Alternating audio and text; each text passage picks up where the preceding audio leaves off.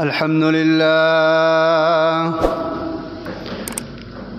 لله نحمده ونستعينه ونستغفره ونؤمن به ونتوكل عليه ونعوذ بالله من شرور أنفسنا ومن سيئات أعمالنا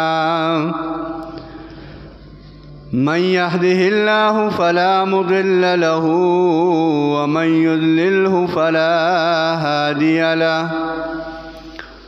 ونشهد أن لا إله إلا الله وحده لا شريك له ونشهد أن سيدنا وحبيبنا وشفيعنا ومولانا محمدا عبده ورسوله أما بعد فأعوذ بالله من الشيطان الرجيم بسم الله الرحمن الرحيم تبت يدا أبي لهب وتب ما أغنى عنه ماله وما كسب سيصلى نارا ذات لهب وامرأته حمالة الحطب في جيدها حبل من مسد إن الله وملائكته يصلون على النبي يا أيها الذين آمنوا صلوا عليه وسلموا تسليما اللهم صل على محمد وعلى آل محمد كما صليت على إبراهيم وعلى آل إبراهيم إنك حميد مجيد اللهم بارك على محمد وعلى آل محمد كما باركت على إبراهيم وعلى آل إبراهيم إنك حميد مجيد رب اشرح لي صدري ويسر لي أمري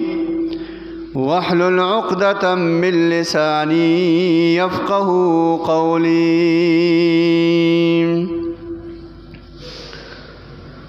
زما عزت مندو مسلمانانو حاضرینو اللہ جل جلالہ دے زما او استاسو کامل ایمان نصیب کی او اللہ جل جلالہ دے زمونگا آخر خاتمہ بالایمان کی او اللہ جل شانہ دے زمونگا اعمال دا جناب محمد الرسول اللہ صلی اللہ علیہ وسلم دا سنت و مطابق زما عزت مندو دا پیغمبر صلی اللہ علیہ وسلم اطاعت دا پیغمبر علیہ الصلاۃ والسلام محبت دا حضور علیہ الصلاۃ والسلام خبر نمنل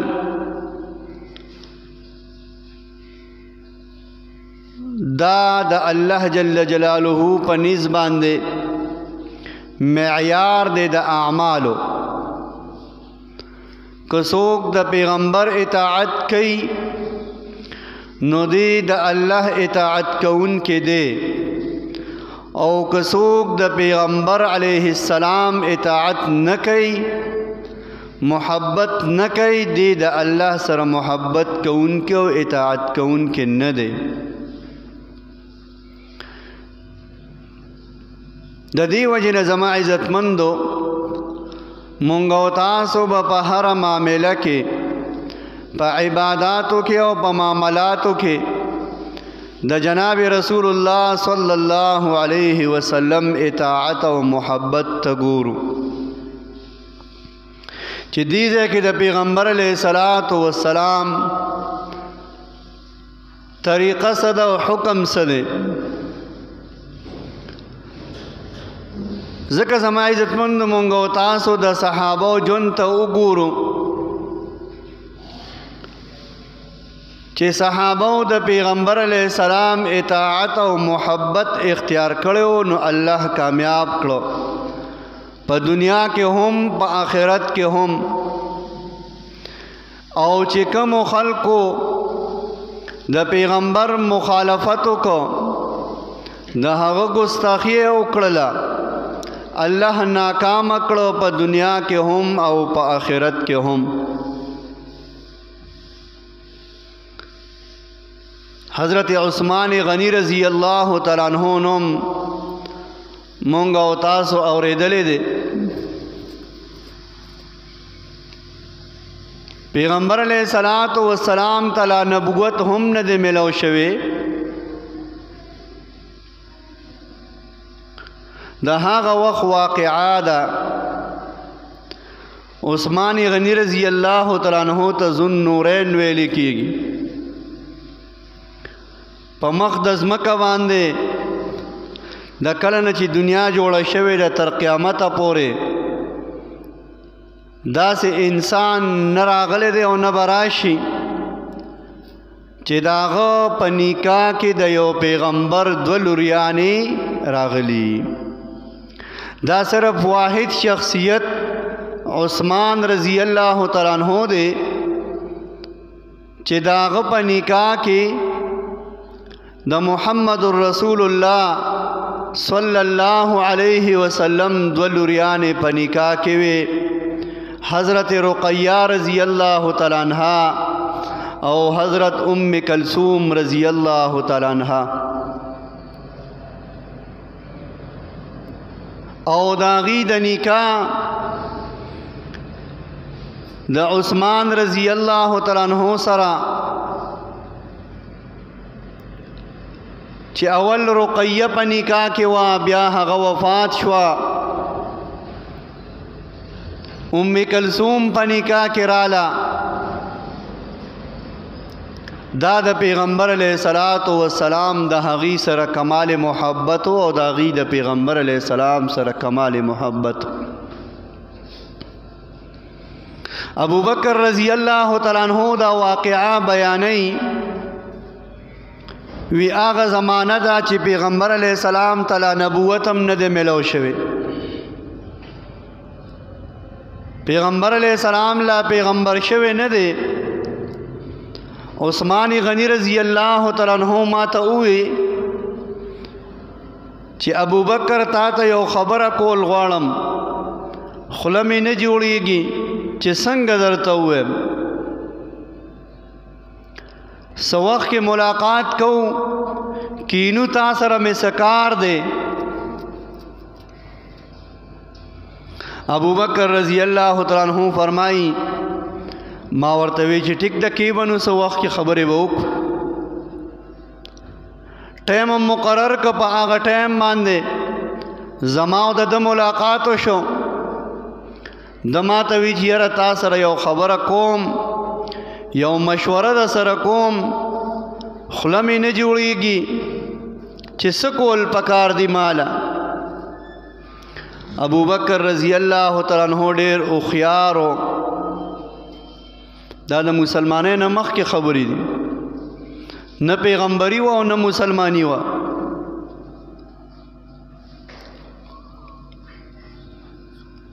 او ورته وایي داسې ښکاري چې ته ما سره د نکاح او د واده متعلق څه خبره کول غواړې ځکه چې ډېر شرمېږې کولې غواړې او کولې نه شې. عثمان غنی رضی اللہ تعالیٰ عنہ ورته فرمایي داسې ده یار زما خوړه کېږي چې د محمد رسول الله کره رشته ولیږم. د پیغمبر هغه ټیم خو پیغمبر نو محمد بن عبدالله د محمد بن عبدالله کره رشته لیږل غواړم صلی الله علیه وسلم. نو محمد ستا ملګری دی نو ته به ورسره راله خبره ونه کړې چې خبره جوړه شي بیا به زنانم ورولېږو خو ته داسې کار وکړه چې د محمد سره ستا تعلقات دي د سره زما دا خبره وکړه خو فوري طور ورسره لا خبره مه کوه یو لستره دی پس به ورسره خبره وکړي ابو بکر رضی اللہ تعالیٰ عنہ فرمائی ما ورته وی چې ټیک ته محمد علیہ السلام خو زما ملګری دی زه به ورسره خبره وکړم د دې دواړو دا مجلس ختم شو ابو بکر رضی اللہ تعالیٰ عنہ راغ خپل ځای ته کور ته واپس د خپل ځای ته خپل کور ته واپس لاړ دی وی ابو بکر رضی اللہ تعالیٰ عنہ چې په دې حال کې یو 3 ورځې تیرې شوې چې د ماته دا خبره کړې وه او عثمان راته دا خبره م وکړه چې که پیغمبر علیه السلام اقرار وکړو خو ډېره د خوشحالۍ خبره ده خو که انکار یې وکړو نو ګورې په خوله به لاس کېدې چاته به وې نه بهرحال ابو بکر رضی اللہ تعالیٰ عنہ فرمائی یو 3 ورځې پس زه اتفاقاً مسجد حرام ترالم خانه کعبه ترالم په مسجد حرام کې یو 3 کسه ناست دي چې یو نوم ابو لهب دی د پیغمبر علیه السلام تره دی د یو نوم ابو طالب دی چې د پیغمبر علیه السلام تره دی او دریم وسره محمد رسول الله ناست دی دی وی زه د جماعت نه را واپس شم مناسب مې ونه ګڼل چې دا 3 واړه خو رشته داران تره ویرونه ناست دي څه خاص خبره به کوي وی محمد راته وی صلی الله علیه وسلم چې راځه وی ما وی چې نه جي تاسو د کور خلق ناس یې خپلې خبرې کوي زه دننه لاړم دی وی زه راووتم د جماعت نه هغې خپلو کې خبرې وکړې هغه خبرې څه وې ابو طالب صاحب پیغمبر علیہ الصلوۃ والسلام ته وی چې الکا روارو دا ابو لهب راته یو درخواست کړی دی هغه درخواست تا تقدمه محمد روارو ستا په کور کې 2 لوریانې دي پیغلې شوي دي یو رقیه ده یو ام کلثوم ده او دا ابو لهب د تره دی دی راغلی دی د هغې رشته غواړي د ده 2 زامن دي یو عتبه دی او یو عتیبه دی نو دا د خپل تره دی دی له دا خپلې بچی ورکه پیغمبر علیہ الصلوۃ والسلام ورته فرمایي ټیک د زه به کور کې مشوره وکړم د خدیجې سره بیا به درله جواب درک نبی علیہ الصلوۃ والسلام چې کور ته تشریف یوړو د پیغمبر علیہ السلام چاچی ام جمیل چې د ابو لهب ښځه وه هغه هم ناسته وه د خدیجې سره دکه خبرې کولې پیغمبر علیہ السلام خپلولی شو چې دا 2 زنانه خبرې کوي زما زه ورته منځ ته نه ورځم بهرحال پیغمبر علیہ السلام او خدیجې دواړو صلاح وکړه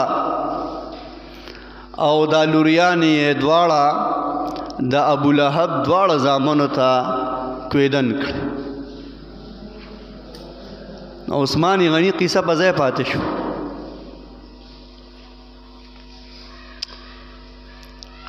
ابو بکر رضی اللہ تعالیٰ عنہ فرمائی په سبا باندې مازیګر کې د ملګری سره په لاره تلم محمد رسول الله سره صلی الله علیه وسلم پیغمبر علیہ الصلوۃ والسلام راته وی چې الکه ملګریا زمونږ د کور خبره ده خو ته مې ډېر خاص ملګری پرون ابو لهب تره مې راغلی او ابو طالب هم ورسره و دواړه مې ترونه و هغې راته وی چې دا خپلې لوریانې دی د ابو لهب دې دوو زامنو ته ورکه ابو بکر وی تاسو څه وکړو وی ور مې کړې اوهو ابو بکر غلی پاتې شو نبی علیہ السلام ته اړه غوږ ونه کړ ځکه چې عثمان ورته ویلي و چې که کار ونه شو بیا پې ګټه کېده او غلی شه بہرحال عثمان رضی اللہ تعالی عنہ دکه شان پاتې شو او د دې واده د ابو لهب دوو زامنو عتبه او عتیبه سره وشو حضرت رقیہ عتبه ته واده شوه او حضرت ام کلثوم عتیبه ته واده شوه رخصتی وشوه واده وشو د واده سره ام جمیل دا د ابو سفیان خور وا د حرب لور وا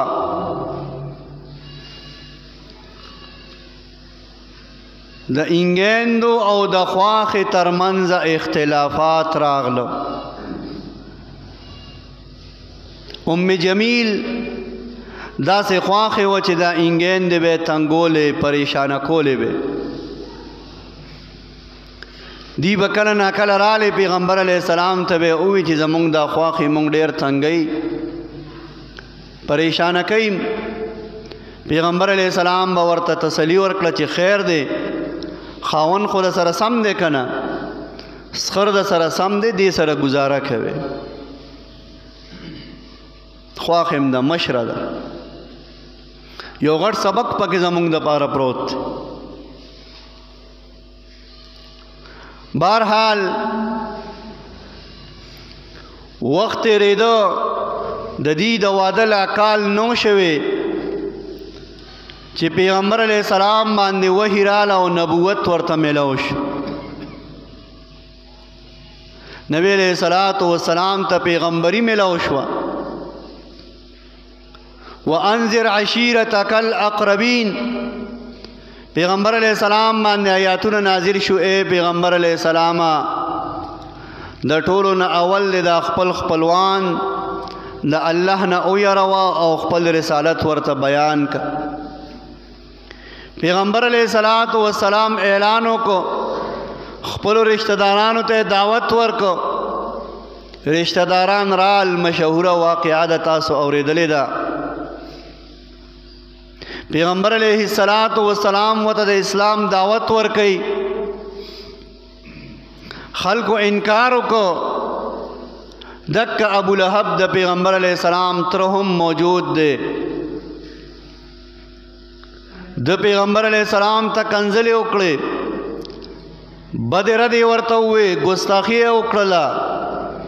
حتی چې ګټه را واغستا او په پیغمبر علیہ السلام باندې گزار وکړ ابو بکر رضی اللہ تعالی عنہ زر ورمنډ کړي او د نبی علیہ السلام نه لاس چاپیره کړو گزار په ابو بکر ورغی خو جبرائیل امین راغی او غکانې د پیغمبر علیہ السلام نواړو او جبرائیل امین آیاتونه راوړل تبت یدا ابي لهب وتب لاسونه د مات شي د ابو لهب چې په محمد رسول الله باندې گزار وکړ بہرحال ابو لهب په وینا سنا کور ته راځي کارېدلې دی کور ته راننوته ام جمیل یې ښځه د هغه ورته وایي اے صاحبه خاونده ولې کارېدلې وی دیرواره ته ډېر غوسه یم دین یې پرېښی دی بل دین ته اوړېدلی دی او نبی علیہ السلام پسې ډېرې ګډې وډې خبرې وکړلې حضرت رقیہ چې د نبی علیہ السلام لور وه دا د کمرې نه بار راووته سخر بابا ته وایي کاکا جی دا ولې زما د پلار پسې بدې ردې وې؟ زما پلار خو چې کم دین راوړی دی او کمې خبرې کوي خو ډېرې ښکلې خبرې دي او ډېر ښکلی دین دی. په دکه دوران کې دا خواښې ام جمیل دا راله او هغه د محمد رسول الله نیازبینې لوریانې حضرت رقیہ رضی الله تعالی عنها یې د کمسۍ نه راونیسله او ښکته یې راوغورځوله. په دې کې عتبه راووته، په دې کې ام کلثوم رضی الله تعالی عنها هم د خپلې کمرې نه راووته او دې ظالمانو د پیغمبر علیه الصلاۃ والسلام د باغ دا دوه ګلونه ښکلې بیبیانې رقیہ او ام کلثوم اوالې وې ټکولې. پیغمبر علیہ السلام خبر شو چې زما لوریانې روزانه وال خوري. ابو لهب ورته وی چې علالولمم پریدم نه وجنمم، یا به د پلار دین پریدې خپل زوړ دین ته به راوړې کني نو روزانه به دا وال خوری. پیغمبر علیہ السلام خبر شو. نبی علیہ الصلاۃ والسلام یو وینځه ده اغا او د خدیجة الکبرى خور و حضرت حاله دیته دواړو ته ووی چې زما تره کره ابولهب کره لاړ شي او زه خبر شویم چې زما په لوریانو باندې ډېر ظلم زیاتی کیږي. نو ابولهب ته ووایې او د ابولهب ښځې ته بالخصوص ووایې ما ته به دې لوریانو کله ناکله وي خو ما ورته وی چې ګزاره کوي. لہذا د ام جمیل نه او د ابولهب نه زما لوریانې راولې دی به نور دغه کور کې نه پاتې کیږي. حالا او دغه وینځه لاړې خو رقیہ او ام کلثوم هم د نبی علیہ السلام تربیت یافته وي. هغې غوبل جوړ نه که چې وی نو مونږ خو د اسخر خواښې اور ته نیسلي یو هله کور ته م رسوه. نه هغې ورته وي زمونږ بابا ته غږ مه کوه، مونږ به برداشت کوو دلته چې هر څه را باندې تېرېږي خو په ځان باندې کور نه روانو. د دې کوره ځو نه او بابا ته ووایه محمد رسول الله ته ووایې چې مونږ تللي وو هغې خوشحاله وو او مونږ وله روغه وکړه او کار سم شو. هغې رالې چې رالې دکه ام جمیل چې وه نو دې رقیہ له څپېړه ورکړې وه. دا د محمد رسول الله لور وه، ګپ نه و. چې ماښام شو لاس یې شل شو، په لاس یې دردونه او بریښونه راله، تبه پې راله. پلار یې زامنو پسې سوال جواب وکړه هله مور هم ډېره خرابه ده. اکه انګین دې ورته بیا ناستې وې دارو درمل یې وله کوله او چاپي یې وله کوله. دغه د ام کلثوم خاوند چې و عتیبه د وی مورې دا ولې وی په دې لاس مې رقیې له رضی الله تعالی عنها له څپېړه ورکړې ده. ابولهب دې انګور ته مینت وکړو رقیہ ته چې دا معاف کا چې د دې د لاس سم شي. نو خو د پیغمبر لور وه، په لاس یې وله لاس راکاږه الله پاک یې لاس سم که ټیک شو، تبه تې لاړه دردونه تې ختم شو. خو جهالت و جاهلانو بعضې کس جاهلی خپل انجام وویني او بیا هم نه سمیږي. په ځای له دې چې سمه شوې وي نو هغې وی دا خو زما دشمنان دي زه خو د دې د والو نه صبرېږم دا به روزانه زه دي وام او زما به په لاس دړ کېږي او بیا به پې دا لاس راکاږي او ښه کېږي به دا خو ګرانه ده